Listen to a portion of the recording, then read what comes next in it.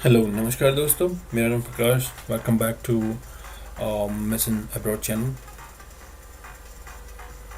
आज हम बात करेंगे Sweden tourist visa document checklist के बारे में। How to get Sweden tourist visa. ये वीडियो मैं पहले बना चुका हूँ।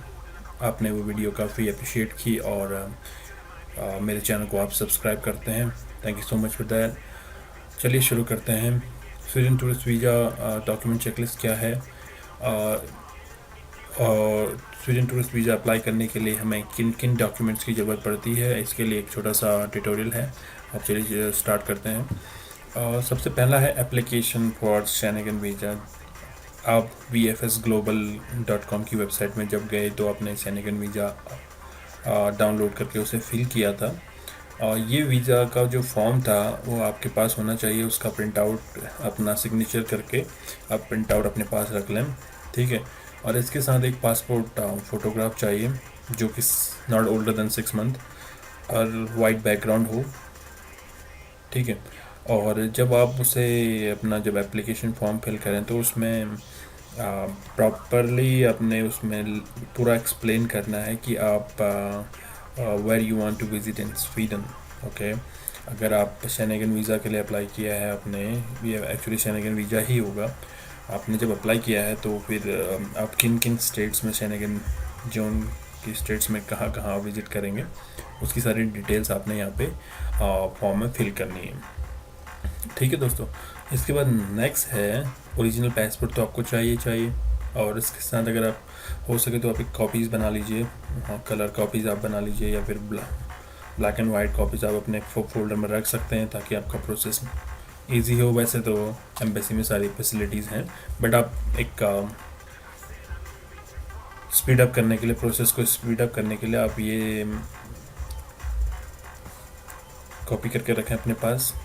और दूसरी बात यह है कि अप्रैल 2010 के बाद से जो भी पासपोर्ट्स बने हैं, अगर वो हैंड रिटन है तो शेनेगन स्टेट्स आपके हैंड रिटन पासपोर्ट्स को लीगल नहीं मानता है। अब मैंने भी इससे पहले काफ़ी पासपोर्ट्स देखे हैं जो कि हैंड रिटन हुआ करते थे, जिनमें मैनुअल एंट्री होती थी। लेकिन जब से बायोमेट्रिक का सिस्टम पासपोर्ट ऑफिस में इशू हुआ है तब से सारे जो डिटेल्स हैं ये ऑटोमेटिक आपका फील्ड है और सिस्टम रिटन है। तो आपका अगर आपके पास हैंड रिटन पासपोर्ट है तो प्लीज़ अवॉइड करें इसे और जल्दी से जल्दी आप अपने पासपोर्ट को चेंज करवा लें। और थर्ड वन है, if you have any previous passport. अगर आपके पास पिछला कोई पासपोर्ट है, सपोज आप किसी और कंट्री में हैं और आपका पासपोर्ट एक्सपायर हो गया, आपने नया पासपोर्ट लिया है, नई पासपोर्ट बुकलेट आपके पास, तो जो प्रीवियस पासपोर्ट है उसको भी लेके जाएं। उससे क्या इंडिकेट होता है कि आप कौन कौन सी कंट्री में पहले विज़िट किए हुए हैं और उसकी सारी डिटेल आपके काउंसलर को मिल जाएगा, ठीक है। और यही चीज़ें आपने अपने एप्लीकेशन वीज़ा के एप्लीकेशन फॉर्म में आपने फिल करनी है, ठीक है। और चलिए इसके बाद है अगला, होटल बुकिंग।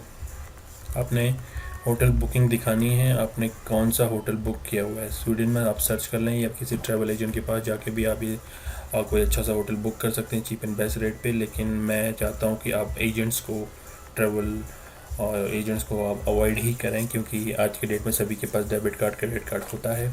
आप ऑनलाइन होटल बुकिंग कर सकते हैं, ठीक है। किसी भी अच्छी वेबसाइट में जाके makeMyTrip.com या फिर कोई भी अच्छी वेबसाइट है जो आपको अच्छी लगती है और जो ट्रस्टेड है, उस पर जाके आप अपना होटल बुकिंग कर सकते हैं। जब आप होटल बुकिंग करेंगे उसकी एक कॉपी भी चाहिए आपको, होटल बुकिंग की रिजर्वेशन, ठीक है। तो आप उसकी एक कॉपी भी अपने फाइल में रख लें।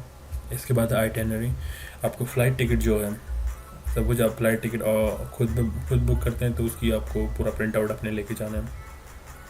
अगर आप ट्रैवल एजेंट से बुक करते हैं, ट्रैवल एजेंसी से, तो सर्टिफिकेट मिलता है ट्रैवल एजेंसी से जब आप कंफर्मेशन, बुकिंग कंफर्मेशन का, तो अपने वो सर्टिफिकेट उनसे लेना है और अपने आइटिनरी में, अपने फ्लाइट टिकट में अपने उसे लगा कर फाइल में रखना है।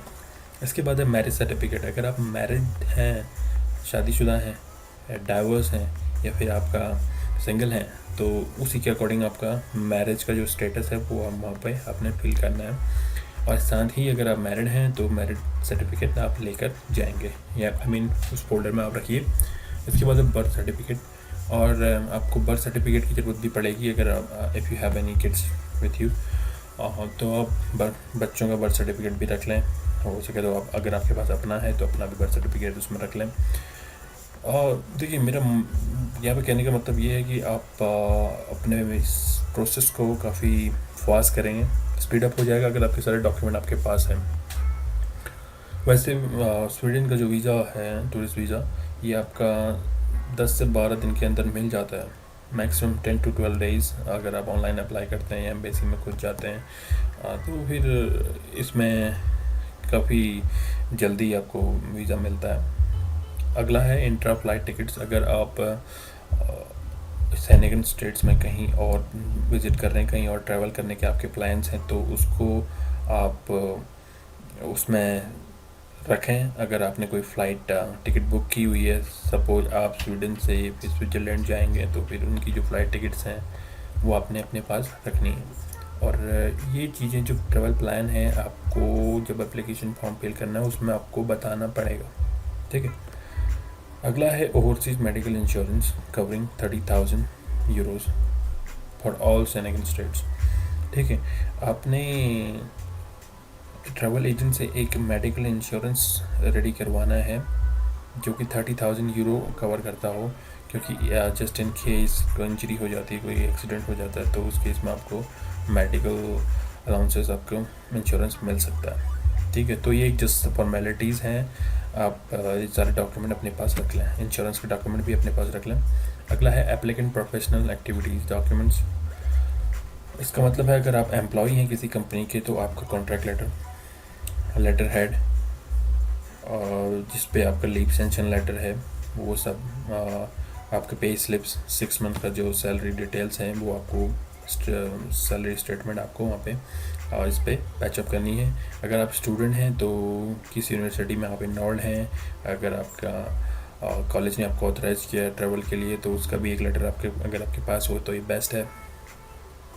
और इसके अलावा अगर आप रिटायर्ड पर्सन हैं या फिर जॉब कर रहे हैं कहीं पे, सेम थिंग, आपका अथॉरिटीज़ है, जो भी आपकी हायर अथॉरिटी हैं, उनसे आपको एक लेटर लेना होता है, जिसमें ये साफ साफ लिखा होता है कि this man is relieve for couple days, है ना, तो कितने दिन के लिए आप छुट्टी पे जा रहे हैं, ठीक है। तो ये सब आपको अपने डॉक्यूमेंट आपके ऑर्गेनाइजेशन से लेने हैं। अगर आप बिजनेसमैन हैं तो बिजनेसमैन का अपना पैन कार्ड, आईडी कार्ड और आपका लेटर हेड, ठीक है, balance sheet, GST number, tin number, ये सारी चीज़ें आपको यहाँ पे शो करनी है। अगर जितना भी डॉक्यूमेंट आप अपने पास लेकर जाएंगे तो वही आपको बैकअप मिलेगा यहाँ वहाँ पे, और प्रोसेस जल्दी होगा। इसके बाद है proof of financial support. Financial support का प्रूफ ये किस लिए मांगते हैं, ये इसलिए है कि आपके पास प्रॉपर अमाउंट है कि नहीं है, आप वहाँ पे कैसे रहेंगे, होटल में कहाँ रहेंगे, कितना खर्चा होगा। तो अगर आप मान के चलिए एक दिन का 100 यूरो मान के चलिए, अगर आप 14 डेज़ के लिए जाते हैं 1400 यूरोज़, तो ऑलमोस्ट आप इसको लेके चलिए 1500 या 2000, 3000, 5000 यूरोज़, मैक्सिमम आप 5000 यूरो डालिए, क्योंकि आप वो अपनी ट्रैवल लेंथ के अकॉर्डिंग है। अगर आप 2 डेज़ के लिए जा रहे हैं, 3 डेज़ के लिए जा रहे हैं, तो 500 यूरोज़ इनफ है, ठीक है। ये जस्ट आपकी फॉर्मेलिटीज़ हैं, क्योंकि सबको अपनी पॉकेट का पता होता है। और इसके बाद है कंसेंट ऑफ पेरेंटल अथॉरिटी और लीगल गार्डियन। अगर आप सिंगल हैं और आपको किसने अलाउ किया है, ठीक है, अपने पेरेंट्स से एक लेटर बनवा लें। अगर आपका कोई लीगल गार्डियन है मतलब गार्जियन है, तो उससे भी आप एक लेटर ले लें ताकि आपको कोई प्रॉब्लम ना हो, ठीक है। ये इसलिए है कि आप कुछ गलत काम करके नहीं भाग रहे हैं,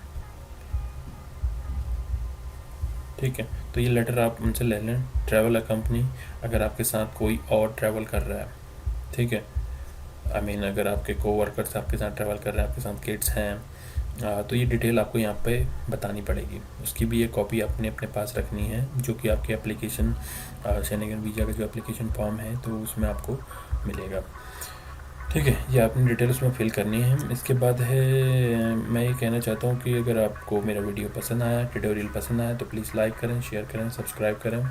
और मैं इसके बाद और वीडियो बनाऊंगा जो कि मैं सारे कंट्रीज़ के बारे में 1 बाय 1 वीडियोस बना रहा हूँ। इससे पहले मैंने how to get US tourist visa, how to get Canadian tourist visa और how to get Sweden tourist visa मैं वीडियो बनाए थे, आप उनको चेक कर सकते हैं और शेयर करें, सब्सक्राइब करें। Till then bye bye, thank you, have a good day.